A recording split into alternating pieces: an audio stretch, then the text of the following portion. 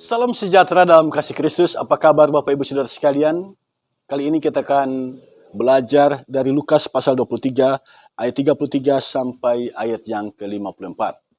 Sebelum kita membaca bagian Alkitab ini, mari kita berdoa. Ya Kristus yang pengasih, saat ini kami datang memuliakan nama-Mu. Engkau Allah yang Maha Kuasa. Kami butuh tuntunan kuasa Tuhan di dalam kami mendalami kebenaran firman saat ini. Ya Roh Kudus, sertai kami dengan kuasa-Mu. Di dalam nama Tuhan Yesus, kami berdoa. Amin. Saudara sekalian, saya akan bacakan bagi kita semua Lukas pasal 23 ayat 33 sampai ayat yang ke-54. Demikian bunyinya. Yesus disalibkan. Ketika mereka sampai di tempat yang bernama Tengkorak, mereka menyalibkan Yesus di situ, dan juga kedua orang penjahat itu, yang seorang di sebelah kanannya dan yang lain di sebelah kirinya. Yesus berkata, "Ya Bapa, ampunilah mereka, sebab mereka tidak tahu apa yang mereka perbuat." Dan mereka membuang undi untuk membagi pakaiannya. Orang banyak berdiri di situ dan melihat semuanya. Pemimpin-pemimpin mengejek dia, katanya, "Orang lain ia selamatkan, biarlah ia sekarang menyelamatkan dirinya sendiri. Jika ia adalah Mesias, orang yang dipilih Allah." Juga prajurit-prajurit mengolok-olokkan dia. Mereka mengunjukkan anggur asam kepadanya dan berkata, "Jika engkau adalah raja orang Yahudi, selamatkanlah dirimu." Ada juga tulisan di atas kepalanya, "Inilah raja orang Yahudi." Seorang dari penjahat yang digantung itu menghujat dia, katanya, "Bukankah engkau adalah Kristus? Selamatkanlah dirimu dan kami." Tetapi yang seorang menegur dia, katanya, "Tidakkah engkau takut juga tidak kepada Allah, sedang engkau menerima hukuman yang sama? Kita memang selayaknya dihukum, sebab kita menerima balasan yang setimpal dengan perbuatan kita. Tetapi orang ini tidak berbuat sesuatu yang salah." Lalu ia berkata, "Yesus, ingatlah akan aku apabila engkau datang sebagai raja." Kata Yesus kepadanya, "Aku berkata kepadamu, sesungguhnya hari ini juga engkau akan ada bersama-sama dengan aku di dalam Firdaus." Ketika itu hari sudah kira-kira jam 12, lalu kegelapan meliputi seluruh daerah itu sampai jam 3, sebab matahari tidak bersinar dan tabir bait suci terbelah dua. Lalu Yesus berseru dengan suara nyaring, "Ya Bapa, ke dalam tangan-Mu kuserahkan nyawaku." Dan sesudah berkata demikian, ia menyerahkan nyawanya. Ketika kepala pasukan melihat apa yang terjadi, ia memuliakan Allah, katanya, "Sungguh orang ini adalah orang benar." Dan sesudah seluruh orang banyak yang datang berkerumun di situ untuk tontonan itu, melihat apa yang terjadi itu, pulanglah mereka sambil memukul-mukul diri.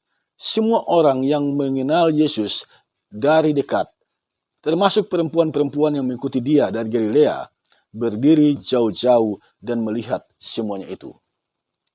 Adalah seorang yang bernama Yusuf. Ia anggota majelis besar dan seorang yang baik lagi benar. Ia tidak setuju dengan putusan dan tindakan majelis itu. Ia berasal dari Arimatea, sebuah kota Yahudi, dan ia menanti-nantikan kerajaan Allah. Ia pergi menghadap Pilatus dan meminta mayat Yesus. Dan sesudah ia menurunkan mayat itu, ia mengapaninya dengan kain lenan, lalu membaringkannya di dalam kubur yang digali di dalam bukit batu, di mana belum pernah dibaringkan mayat. Hari itu adalah hari persiapan dan Sabat hampir mulai. Jemaat yang dikasihi Tuhan, paling sulit adalah mengampuni orang yang menyakiti hati kita dengan mengolok-olok kita. Lebih sulit lagi jika kita berbuat baik kepada seseorang, lalu orang itu berbalik melukai hati kita. Sulit bagi kita mengampuni jika kita diperhadapkan dengan realitas yang semacam ini. Fakta itu yang kita lihat di Bukit Golgota. Penginjil Lukas menceritakan mereka menyalibkan Yesus di antara dua orang penjahat. Ini penghinaan yang keji. Orang benar disalib di antara dua penjahat. Seolah Yesus adalah penjahat kelas berat. Nah, Dalam ayat yang ke-34, kita mendapatkan pencerahan yang luar biasa. Ketika Yesus mengalami penghinaan yang keji, disalib di antara dua orang penjahat, apa kata Yesus? Apakah dia meratapi realitas ini?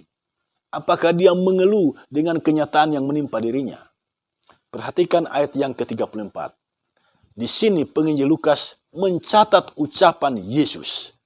Yesus mengucapkan kalimat ini, "Ya Bapa, ampunilah mereka, sebab mereka tidak tahu apa yang mereka perbuat." Ada dua kalimat kunci di sini. Yang pertama, ampunilah mereka. Dan yang kedua, mereka tidak tahu apa yang mereka perbuat. Saudara, inilah teladan Yesus. Dia mengampuni sekalipun dirinya disakiti. Dia mengampuni sekalipun sedang menjalani siksaan disalib. Apakah kita bisa seperti itu? Ketika kita disakiti, ketika kita mengalami penyiksaan, apakah bisa diri kita mengampuni? Secara manusiawi ini sulit, saudara sekalian. Biasa yang terjadi, kita membenci ketika kita disakiti. Kita mengutuk, kita mencaci maki, kita dendam, kita sulit berlaku baik, mengampuni orang yang menyakiti hati kita. Tetapi Yesus mengajarkan kita harus mengampuni. Ini tantangan terbesar mengikut Yesus, mengampuni sekalipun disakiti. Karena ini tidak mudah, bagaimana kita bisa melakukannya? Bagaimana kita bisa mengampuni orang yang jelas-jelas melukai hati kita? Banyak orang bilang mengampuni itu melupakan dan memaafkan. Pertanyaan bagi kita, bisakah kita melupakan? Bisakah kita melupakan orang yang menyakiti hati kita? Bukankah itu lebih sulit? Lalu bagaimana kita bisa mengampuni? Saudara, jangan lihat orangnya, tetapi lihat Tuhanmu. Jika engkau melihat orang, melihat dan memikirkan apa yang dia perbuat kepadamu, engkau semakin sulit mengampuni orang tersebut. Tetapi jika engkau melihat Tuhan Yesus, mengarahkan pandanganmu pada Yesus yang mengampuni orang-orang yang menyakiti dirinya, engkau bisa mengampuni. Kita bisa mengampuni kalau pikiran kita, hati kita diarahkan pada Yesus. Tetapi kita tidak bisa mengampuni jika pikiran kita, hati kita diarahkan pada perbuatan orang yang menyakiti hati kita. Nah, mengapa Yesus menyebut mereka tidak tahu apa yang mereka perbuat? Apa yang tidak mereka ketahui?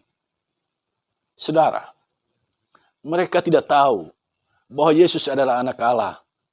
Mereka tidak paham bahwa Yesus adalah Mesias, penebus dosa. Mereka tidak mengerti Yesus adalah firman yang menjadi manusia. Bagi mereka, Yesus adalah manusia biasa. Apakah orang-orang yang diampuni Yesus menjadi lebih baik? Perhatikan ayat 34. Para serdadu berjudi membuang undi demi mendapatkan Yesus. Dan banyak orang Kristen yang seperti ini berimankan Yesus, tetapi mereka tidak bisa melepaskan kebiasaan berjudi. Ayat 35 menunjukkan kepada kita, para pemimpin juga tidak menjadi lebih baik, walaupun mereka mendengar berita pengampunan dari Yesus. Walaupun mereka mendengar Yesus berdoa agar mereka diampuni.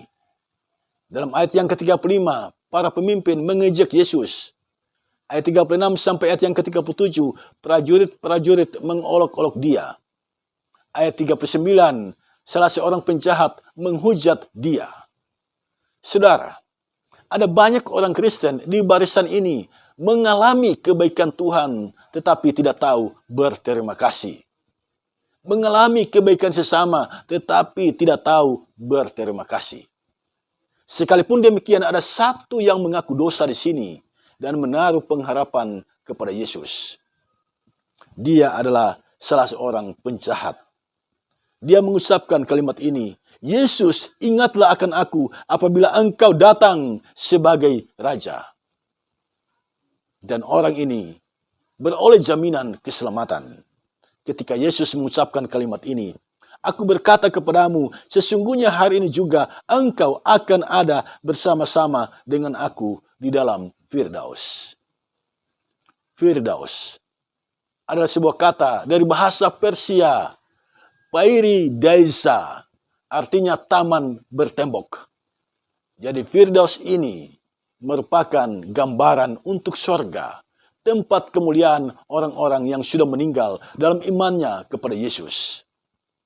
Kesaksian kepala pasukan, sungguh orang ini adalah orang benar.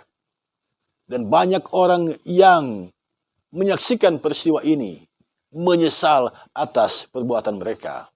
Kemudian Lukas menunjukkan kepada kita, semua ini disaksikan oleh perempuan-perempuan yang mengikuti Yesus sejak dari Galilea. Saudara, pelajaran apa yang dapat kita petik dari bagian Alkitab ini? Saya mencatat 3 hal penting. Yang pertama, jika Anda mengambil keputusan ikut Yesus, itu berarti sejak saat itu engkau harus belajar mengampuni. Mengikut Yesus tanpa mau mengampuni, kepengikutan kita sesungguhnya mubasir, tidak ada artinya, sia-sia adanya. Sekali mengambil keputusan ikut Yesus, maka kita harus belajar membangun kehidupan yang mengampuni. Ada banyak orang yang menyakiti hati kita. Kita bisa beberkan orang-orang yang melukai hati kita. Kita telah berbuat baik tetapi disakiti. Kebaikan kita tidak dianggap. Engkau harus belajar mengampuni. Jika engkau mau mengampuni dan melihat perbuatan orang, engkau tidak bisa mengampuni. Tetapi jika engkau mengarahkan pandanganmu pada Yesus, engkau bisa mengampuni. Jadi kita bisa mengampuni jika kita menyerahkan pikiran dan hati kita seutuhnya di bawah otoritas Tuhan Yesus. Yang kedua, berbuat baik tidak selalu dibalas dengan kebaikan. Biar bagaimanapun, tetaplah berbuat baik. Walaupun kebaikan kita tidak dibalas dengan kebaikan, kita harus tetap berbuat baik. Lihatlah pada Yesus yang seumur hidupnya menjadi pribadi yang baik. Jangan kamu kalah dengan kejahatan, tetapi kalahkanlah kejahatan dengan kebaikan. Yang ketiga, teks bacaan kita saat ini sesungguhnya menunjukkan kepada kita, Yesus adalah Tuhan. Sebab dia berkuasa memberikan Firdaus. Dia berkuasa memberikan sorga kepada kita. Yang Tuhan minta dari kita adalah beriman sungguh-sungguh kepadanya. Dan orang yang beriman adalah orang yang taat kepada Tuhan dan menjalani kehidupan di dalam kasih. Pesan Lukas, Yesus adalah orang benar. Dia tidak bersalah, saudara sekalian. Ini menunjukkan kepada kita bahwa kematiannya itu berkualitas. Dia mati demi kebenaran dan kita dipanggil untuk memperjuangkan kebenaran. Jumat Agung ini menjadi peringatan bahwa orang benar bisa saja dibunuh. Dan pada akhirnya orang yang membunuhnya menyesal. Acap kali kebaikan kita, kebenaran yang kita perjuangkan baru dimengerti setelah kita tidak ada di muka bumi ini. Kematian Yesus jangan hanya membuat kita menyesal. Karena Yudas juga menyesal dan dia bunuh diri. Kematian Yesus hendaknya membuat kita bertobat. Jika Yesus telah mati demi keselamatan kita, maka jalanilah kehidupan sebagai pribadi yang sudah ditebus oleh Yesus, sebagai pribadi yang tahu berterima kasih atas keselamatan yang dikerjakan oleh Yesus Kristus Tuhan kita. Selamat menghayati kematian Yesus. Selamat merayakan Jumat Agung. Tuhan Yesus memberkati kita semua. Amin.